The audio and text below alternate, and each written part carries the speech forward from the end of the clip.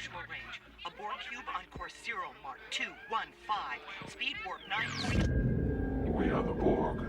Lower your shields and surrender your ships. We will add your biological and technological distinctiveness to our own. Your culture will adapt to service us. Resistance is futile.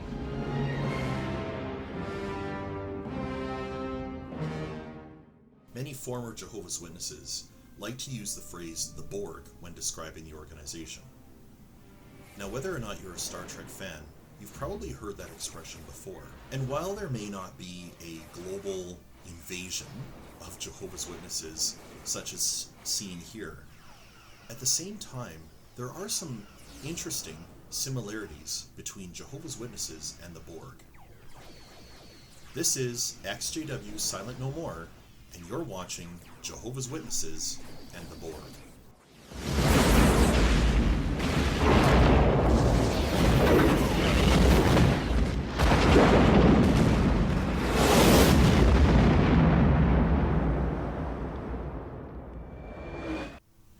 So, do you think you're ready to dive deep? Well, we'll just have to see how ready you are. Q!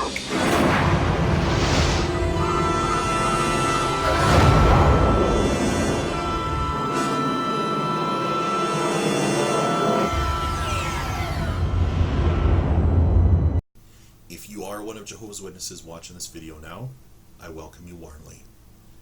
Now, whether or not you've been one of Jehovah's Witnesses, I am so glad that you decided to watch this video. What we're going to do is take a look at a race in the Star Trek universe called the Borg. If you're a Star Trek fan, you already know exactly who I'm talking about. So, first of all, let's just explore the idea who the Borg are.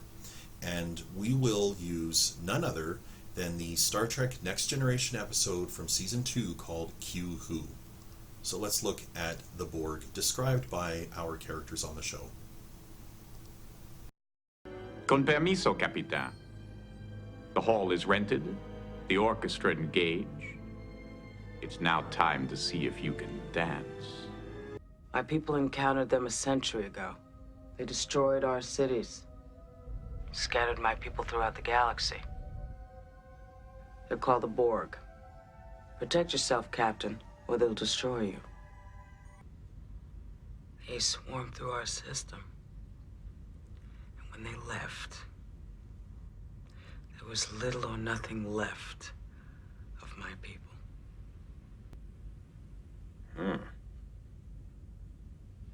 Counselor. We're not dealing with an individual mind. They don't have a single leader. It's the collective minds of all of them. They're made up of organic and artificial life, which has been developing for thousands of centuries. The Borg is the ultimate user. They're unlike any threat your Federation has ever faced. They're not interested in political conquest, wealth, or power as you know it. There are slots along the wall, kind of like compartments. There are 2 Borg in each one. Captain, I would theorize that the Borg are somehow interconnected through these slots and are working collectively. So there's a lot to unpack in all of those clips. And while I don't want you to think that this video is basically saying that the Jehovah's Witness organization is physically destructive and wiping out entire cities and destroying entire nations, what I do want you to come away with is that Jehovah's Witnesses do sweep into an area. They do what they call blitzes, and they do actually change a lot of people from what they once were. But before we get too far into that, let's just go back to the very beginning and let's break down the Borg, so to speak. So Deanna Troi says that they are a collective, that there is one mind that controls them all. They have no one leader. Well, Jehovah's Witnesses do in fact have not one leader, but 8. It is called the governing body, and they are 8 men out of New York that claim to be what the Bible calls the faithful and discreet slave.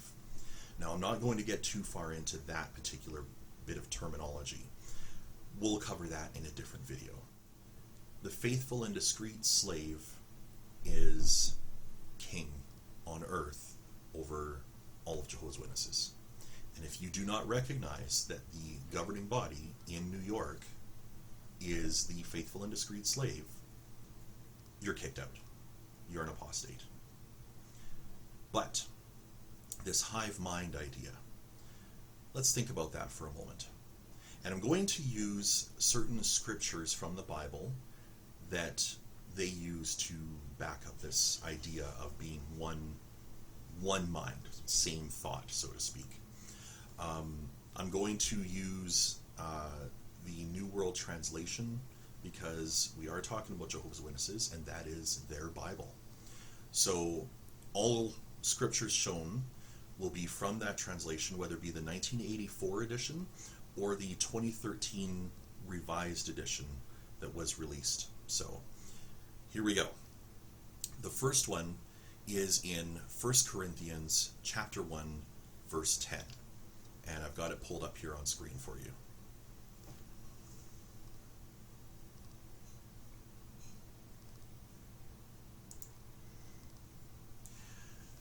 First Corinthians chapter 1 verse 10 speaks about the idea of being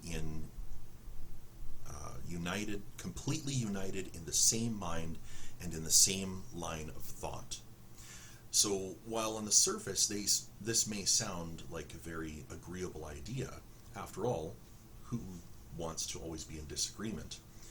At the same time, this same line of thought, this same mind, is deeply entrenched and indoctrinated in witnesses week after week, month after month, year after year.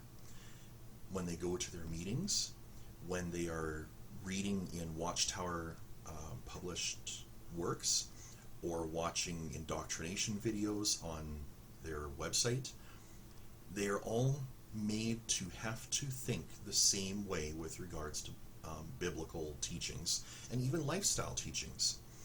You have to agree with how they want you to dress, how they want you to think, how they want you to speak, what is acceptable education versus what is considered unnecessary. Even certain things that you would think that they would have no business about, such as maybe your love life or your sex life. Watchtower has something to say about that, and you better agree with it, or else you'll be quickly shown the door. But this isn't the only scripture that is used. There are others. And I have some of them highlighted here on the right side of your screen. So let's just take a look at some of them. For example, here in Philippians chapter 2, verse 2, having the one thought in mind. Or, for example,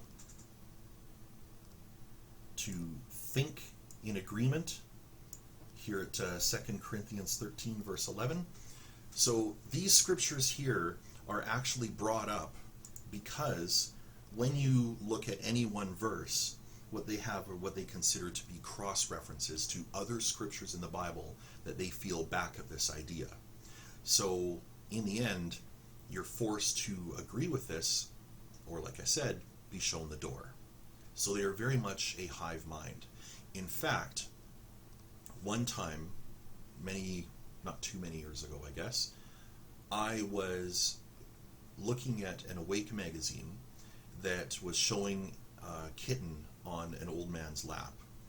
And the caption under the picture said something to the effect of how some cats have been used to help treat medical patients with arthritis.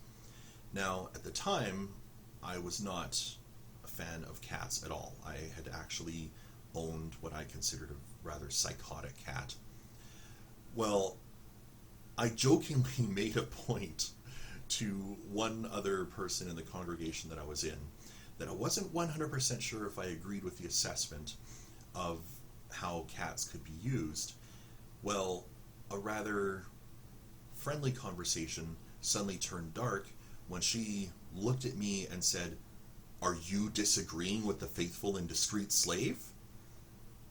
And it wasn't a joke. She was genuinely offended that I would even jokingly say something like that. So I had to backtrack quite quickly, or else I could have been shown the door to a judicial committee. That expression we'll deal with in another video. Now, witnesses are best known for their preaching work. You've probably had them come and knock on your door on Saturday mornings, or you'll see them standing next to their carts, just standing there, waiting and waiting and waiting, and hoping that you're going to come up and want to take some of their literature. And if they can, then they're going to want to start a conversation with you. Now, the whole point of their preaching work is to convince you to join them. It's recruitment in the end. And at first, it may seem like it's just a minor annoyance. But I want you to think about anything that you've learned with regards to cult behavior when it comes to recruiting. It always seems innocuous at first. It always seems like it's something that, okay, that sounds okay, that's fine or whatever. Well, for the witnesses, it is the same. They preach a message of one day all wickedness will be wiped out and the earth will be transformed into a paradise. Well, that in itself sounds really good, doesn't it? I mean, considering some of the trouble in the Middle East, considering even the challenges that we have here in North America with regards to some that live in abject poverty in what are supposed to be considered developed nations. Or down in the United States, you hear almost daily about another mass shooting. So things like that being done away with, that sounds fantastic, doesn't it? But if you dig very deeply into their doctrine, you find out that this will come at a cost of wiping out everyone except for baptized, fully active, fully indoctrinated Jehovah's Witnesses. So either you are a member of that Borg collective, or you done.